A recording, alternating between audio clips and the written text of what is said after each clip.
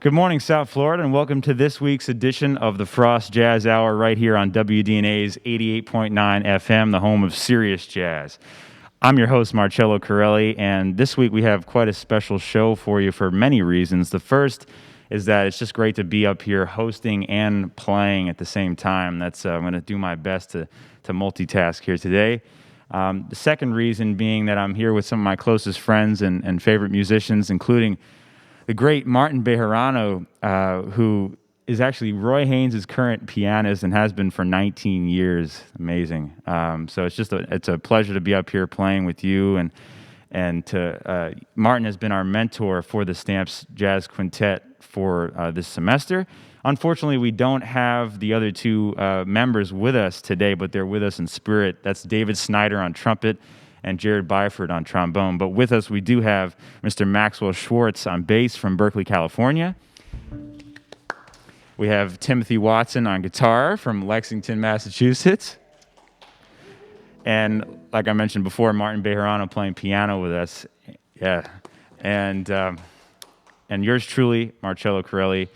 I'm from Bedford, New York, playing drums. So we have a great set of music for you today. It's mostly original music, a few of my compositions, one of Martin's compositions, and Tim's composition too. So it's a great mixture, and we're just going to bring you some live music and get right to it. All right. The Stamps Jazz Trio plus Martin Bejerano.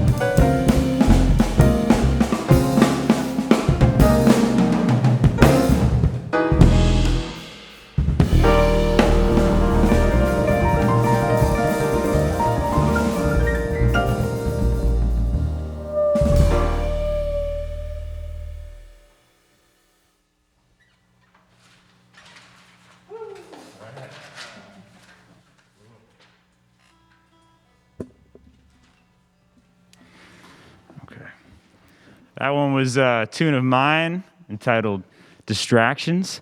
We had a lot of fun with that one. And this next one's actually going to be another one of my compositions, quite different from the last one. I'm going to slow things down a little bit with a nice bolero entitled Desesperación.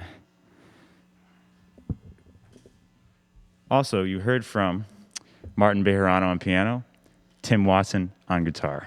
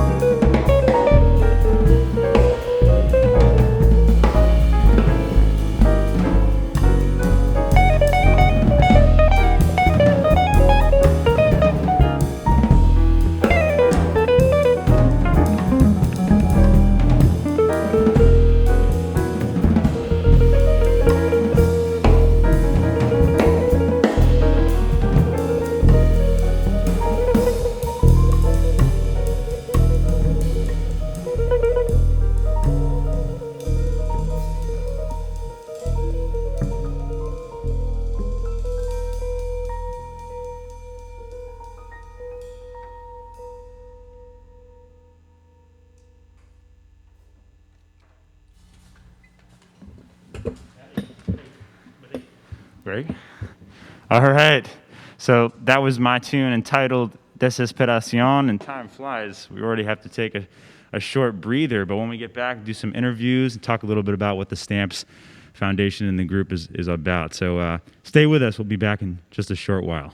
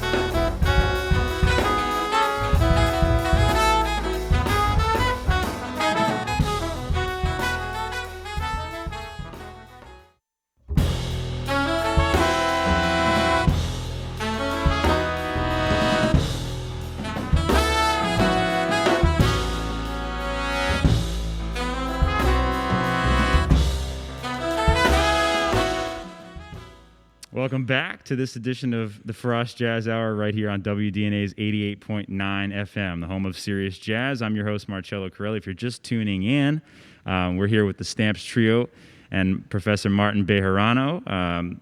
Just wanted to first kind of talk about what this group is about. Unfortunately, we don't have the other two folks with us. But the Stamps, as probably a few of you viewers know, is a quintet that was generously funded by Penny and Roe Stamps. It's a foundation. It's a charitable family foundation. The words cannot really express how appreciative we all are of this foundation.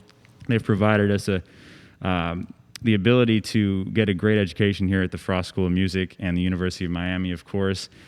We've done a lot of playing, a lot of performing, traveling to places like Italy, Suriname, and states in the United States like California, and we've done some performing in competitions there, as well as Colorado. And we're all finishing up we have one semester left, so it's quite an amazing experience that we've been through, and I'm going to kind of talk with some of these guys about it. But yeah, we're all seniors and kind of preparing for recitals. It's all very exciting stuff. But yeah, I wanted to talk a little bit to our esteemed mentor here, Martin Bejerano. So Martin, thanks for being with us, man. Well, thanks for letting me crash the party, so to speak. Alberto asked me about having the Stamps rhythm section, and I selfishly inserted myself into the equation because I just wanted to play a little with you guys, because the little bit that we did play early in the semester was so much fun. So, guys, thanks for letting me play with you. You all sound fantastic, as you listeners at home can hear. So thank you. Well, it's such a pleasure to have you mentor us, though. I mean, we've gotten so much out of these first few months. It's been quite an adjustment for us, with the ongoing pandemic. But we've done our best, and we've been able to. We had a performance in front of our peers, and Martin was able to join us on a tune for that. And we do also have a record in the works that we're about to record. So I'll ask some of the guys about that. But I wanted to ask you, since I'm such a huge fan of Roy Haynes, you've been working with Roy for 19 years. I was curious, what were some of the things that you really have learned from Roy, and how's it been the experience playing with him over the years? Sure. Well, I mean, he's a hero of mine as well. So you can imagine, just to get that opportunity was very fortunate, and I feel very lucky, and to have done it for so long is, I feel, even more fortunate. I always say that, to me, the most thing that I've learned is, Roy is in his 90s now and was in his late 70s or when I first started playing with him. And we played probably thousands of shows, maybe, or close to it. Feels like it anyway after this long. So, every time that guy gets up to play on the stage, he just brings 150%, and it's never like phoning it in, or you know what I'm saying. It's just he comes at such a high level, and he has such a passion and joy for playing, even after all these years where he's literally played probably 10,000 gigs and played with the best musicians in the history of jazz, all the best musicians in the history of jazz. So for me, that's really the main lesson I took: not to take it for granted, not to let to feel lucky that you get to do what you do every night, and just to remember that we play music because we love it and we have fun and we're passionate about it, and even flying to Japan or something, and then having to play a gig, and this guy's in his 80s and just brings the energy level. Like, I'm dragging myself to the stage, and he's like, "Come on, guys, let's go."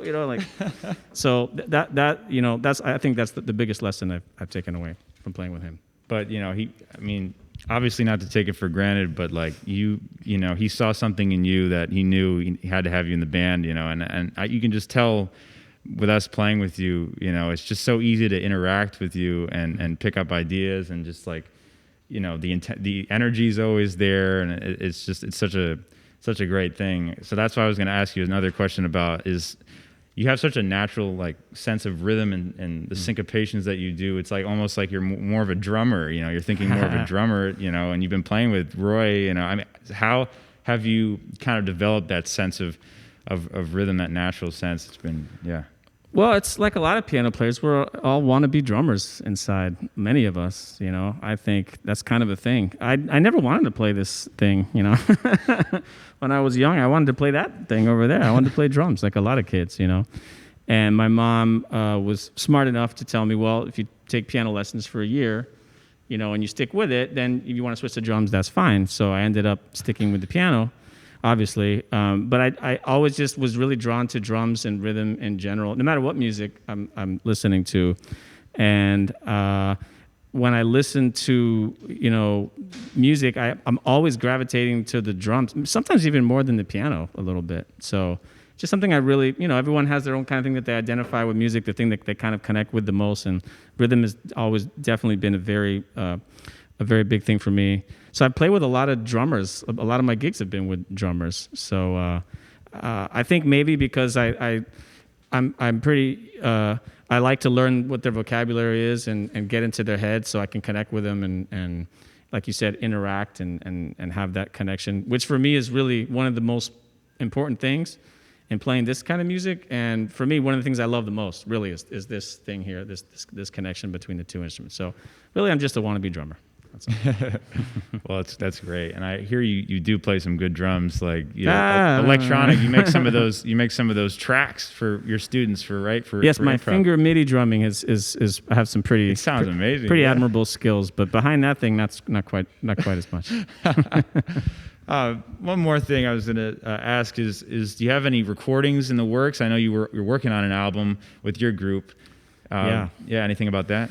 Yeah, well, like all of us, a lot of things got put on hold. So I recently got a commission from Chamber Music America, a ensemble composer grant. So I was all set to record my next trio record, titled Cuban American, in May. But of course, everything went south. So that's a little bit on hold, but probably going to be able to record that, if not over the holiday break, then in the spring.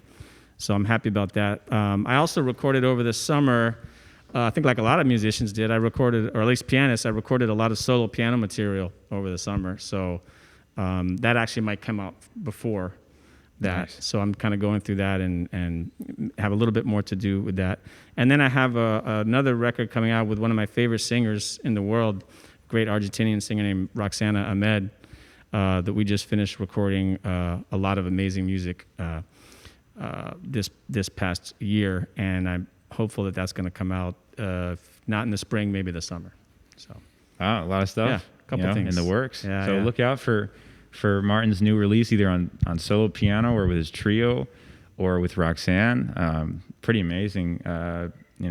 We want more music, and there's tons of releases coming out, so that's the positive thing. The recording hasn't stopped, and hopefully the live music can continue to come back. But Amen. We're going to get to some more music. Thanks, Martin, for being with us. Thank you guys for having me, really. All right. So I just want to remind you, viewers, that right here on WDNA 88.9 FM 11 a.m. next week, we'll have our esteemed Dean, Shelley Berg, with us. Have the pleasure of interviewing him and asking him a little bit about what's happening at Frost. The school is thriving. Unlike a lot of other schools that are at home during this pandemic, we're doing a great job. So I'm sure the dean has a lot to say about that. And then the week after that, we'll have my friend Josh Platt and his group will be playing on the show in 2 weeks. So look out for that stuff. We're going to get to some more music, and I believe we're going to do a composition by Tim Watson entitled Melody for Daphnis. And by the way, Daphnis Prieto is also on the faculty here at the Frost School of Music, and he's been on this show a few times. So here's Melody for Daphnis.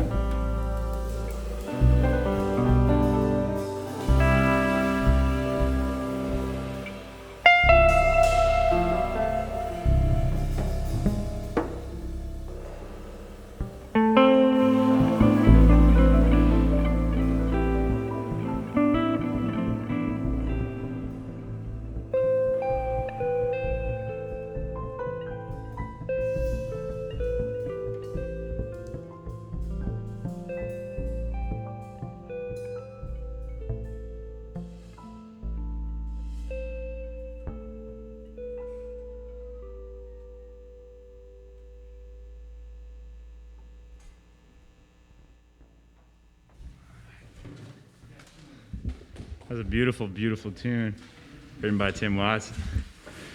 So time is flying here. Only have time for one more interview, but I'm going to interview Tim Watson himself, the composer. So Tim, thanks for being with us, man. It's a real pleasure, enormous pleasure. What a disgusting band. Oh my God. Well, you're a big part of that, man. Yeah, it's been such a fun time playing with you. So I wanted to ask you a little bit about, I know you have your own kind of side projects going, a thing with Diego Melgar, who we've had on our show. We had him on here last week. And you're also your band, Junark. So I want to talk a little bit about that, what you guys have been up to. Yeah, sure. So, with Junark, we've been doing a couple of live streams for the radio station at WVUM.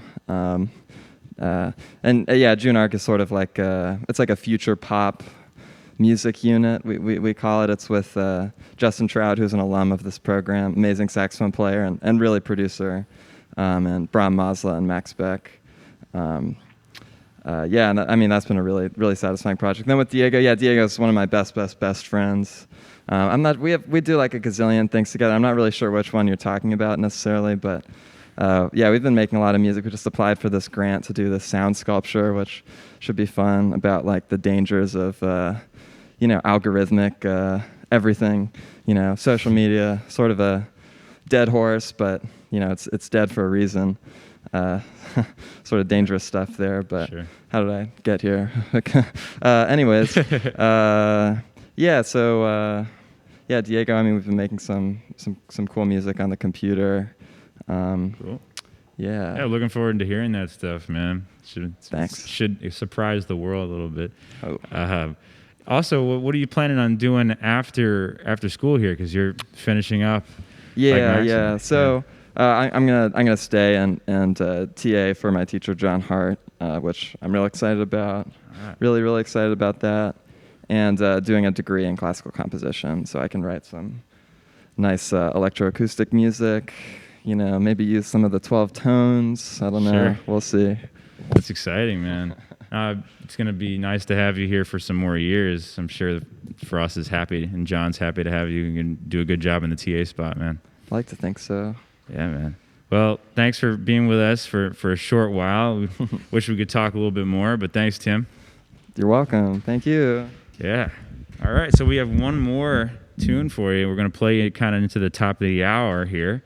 This is a composition by our esteemed professor, Martin Bejerano. It's entitled Old School, off his record entitled Trio Miami, with Josh Allen on bass and Michael Pilot, who's actually a former Stamps Jazz Quintet member. He was in the first quintet, and we are the third quintet.